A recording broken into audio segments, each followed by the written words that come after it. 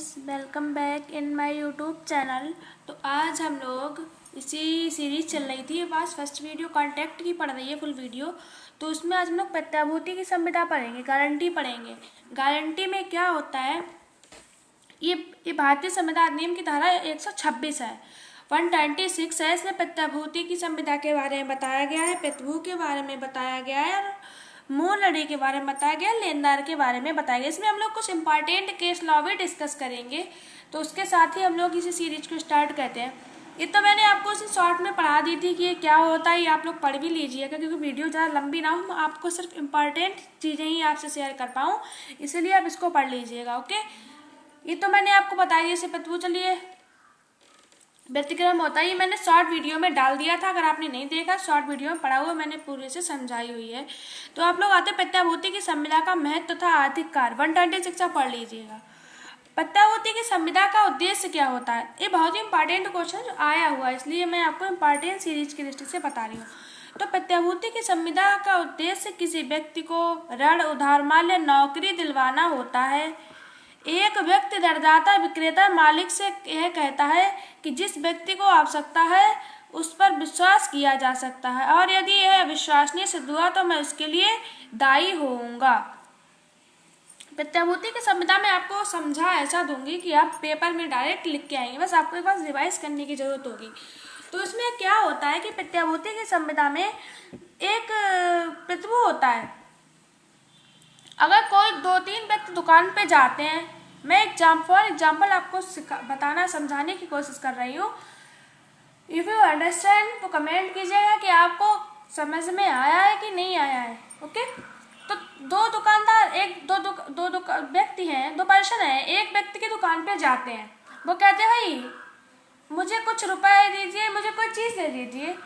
ये कोई भी चीज़ हो सकती है, रुपए हो सकता है, कुछ भी हो सकता है। ओके, तो हम लोग जाते हैं और कहते हैं कि मुझे ये चीज़ चाहिए, इस व्यक्ति को ये चीज़ चाहिए, अगर आप इसे दे देंगे तो मैं क्या करूँगा, आपको 200 रुपये या ये भरेगा, आप दे दीजिए भरेगा। अगर ये नहीं भर पाएगा तो तीसरा व्यक्ति कहता है तो मैं भरूंगा। ओके, जो दुकानदार है वो उसको उस बात को मान लेता है कि ओके ये दे देगा। तो ये क्या हो जाएगा, इसमें कौन कौन प्रतिभू होगा, कौन कौन मूल लड़ी होगा, कौन कौन लेनदार होगा, ये मैं आपको बताऊंगी। अब प्रतिभू कौन होगा, मूल लड़ी इसमें कौन होगा, जो ऋण जिसको दिलवाया गया है। और प्रतिभू कौन होगा, जो कहता है कि मैं ऐसा करूंगा, ये बात कहता है दुकानदार से, वो प्रतिभू होगा। लेनदार कौन होगा, जो ये चीज दे देता है। ओके, ये आपको समझ में आ गया होगा। तो यही होता है प्रत्याभूति की संविदा, यही इसमें दिया हुआ है। ओके, अब इसमें एक बहुत ही इम्पॉर्टेंट केस है। ओके, जो मैंने एग्जाम्पल दिया था बिल्कुल इसी की तरह है। ओके, अभी मैं आपको बताऊंगी। ये वाला केस है विक्रमयार वर्सेस डैनियल, ये 1704 का केस है। ओके, इसमें आप डेट ऑफ लिख लीजिएगा, डेट कि 1704 का केस है। अब इसमें है कि यदि 2 व्यक्ति दुकान पर आए जिसमें से एक सामान खरीदे और दूसरा उसे उधार दिलवाने के लिए विक्रेता को वचन दे कि यदि यह मूल्य का भुगतान नहीं करेगा तो मैं दायी होऊंगा, ये इस केस में दिया हुआ था। इस प्रकार के सहायक वचन जो किसी अन्य के द्वारा वचन भंग पर लागू होते हैं प्रत्याभूति की संविदा कहलाती है। प्रत्याभूति की संविदा में जब आए तो स्टार्टिंग में जरूर लिखना विक्रमयार वर्सेस डैनियल। आंग्ल विधि में किसी व्यक्ति के ऋण या उसके द्वारा की गई किसी चूक या गलती के लिए दायी होने की संविदा को प्रत्याभूति की संविदा कहते हैं। जो व्यक्ति ऐसा वचन देता है उसे प्रतिभू कहते हैं, जिसे प्रत्याभूति दी जाती है उसे लेनदार कहते हैं, तथा जिसके दायित्व के लिए प्रत्याभूति दी जाती है उसे मूल लड़ी कहती है। मैंने आपको समझाया था अभी। अब आते हैं नेक्स्ट वाले। एक व्यक्ति तभी प्रत्याभूति की संविदा हो सकती है जब उसके द्वारा किसी अन्य व्यक्ति के दायित्व को निभाने का वचन दिया गया हो। जिस व्यक्ति के अंतर्गत कोई स्वतंत्र दायित्व ग्रहण किया गया है वह प्रत्याभूति की संविदा नहीं होती। अगर इसमें ये दिया हुआ है, एक प्रत्याभूति की संविदा तभी हो सकती है जब किसी अन्य व्यक्ति के द्वारा दी जा सकती है। अगर स्वतंत्र दायित्व किसी के द्वारा ग्रहण कर लिया जाता है तो स्वतंत्र दायित्व का मतलब है कि जिसमें 2 ही व्यक्ति हो, स्वतंत्र दायित्व ना हो उसमें। ओके, अब इसमें विक्रमयार वर्सेस डैनियल का पुनः जिक्र करें। क्रेता के साथी का ब्यौरा देते हुए न्यायालय ने कहा कि यदि उसने कहा होता क्रेता को माल उधार दीजिएगा मैं आपको भुगतान दूंगा, या मैं आपको भुगतान दिलाता हूँ कि आपको भुगतान मिल जाएगा।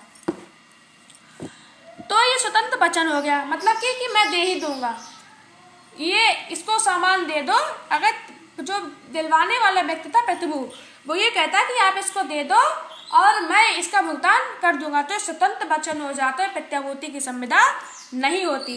जो पहले वाला विक्रमयान वर्सेस डैनियल वाला केस था, इसी को समझाते हुए न्यायालय ने कहा है। आई थिंक आपको ये बात समझ में आ गई होगी। ओके, अब आते हैं इसके सेकेंड वाले केस पे। बहुत ही इम्पॉर्टेंट केस है, 1924 का केस है। इसमें क्या देखे हुए रखा गया है, ये अमेरिका का मामला है, टेलर वर्सेस ली का मामला है।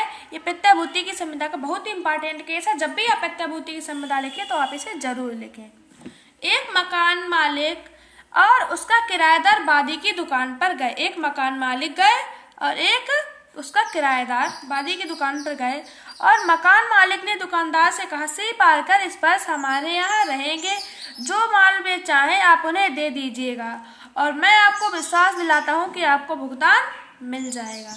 निर्णित हुआ कि यह एक स्वतंत्र वचन था, किसी अन्य व्यक्ति की त्रुटि पर दायी होने वाला नहीं था, अतएव प्रत्याभूति की संविदा नहीं थी। जहां यहाँ प्रत्याभूति की संविदा नहीं थी। ये सेकेंड वाला जो था कि स्वतंत्र वचन नहीं होना चाहिए प्रत्याभूति की संविदा में, उसी को लेकर केस था, स्वतंत्र वचन नहीं होना चाहिए। ओके, अब जहां पर केवल एक आश्वासन दिया गया था कि ऋणी अपना ऋण चुका ले जाएगा और आश्वासन पत्र के रूप में था, न्यायालय ने कहा इसे गारंटी पक्ष में नहीं समझा जा सकता, तदनुसार पत्र का लेखक दायी नहीं ठहराया गया। अब हम लोग इसमें प्रत्याभूति की संविदा के एसेंशियल एलिमेंट्स में पहला एलिमेंट देखेंगे, मूल ऋण। इसको देखते हैं, तब तक आप इसको रिवाइज कीजिएगा, इसको भी देखेंगे अभी। ओके, मूल ऋण में क्या होता है, मूल ऋण मूल ऋणी होता है, तो इससे पहला एसेंशियल तत्व है कि मूल ऋण। ये प्रत्याभूति की संविदा के आवश्यक तत्व अगर पूछे जाते तो बस में लिख लीजिएगा। प्रत्याभूति की संविदा का उद्देश्य ऋण को सुरक्षित करना है, इसलिए परिवर्तनीय ऋण का होना आवश्यक है। प्रत्याभूति का सार यह है कि एक मुख्य ऋणी हो और उसकी त्रुटि पर कोई अन्य व्यक्ति दायी हो। यदि मुख्य ऋणी ना हो तो वैध प्रत्याभूति भी नहीं हो सकती है। प्रत्याभूति की संविदा में कम से कम 3 व्यक्ति अवश्य होते हैं, एक मुख्य ऋणी, दूसरा ऋणदाता, तीसरा प्रतिभू।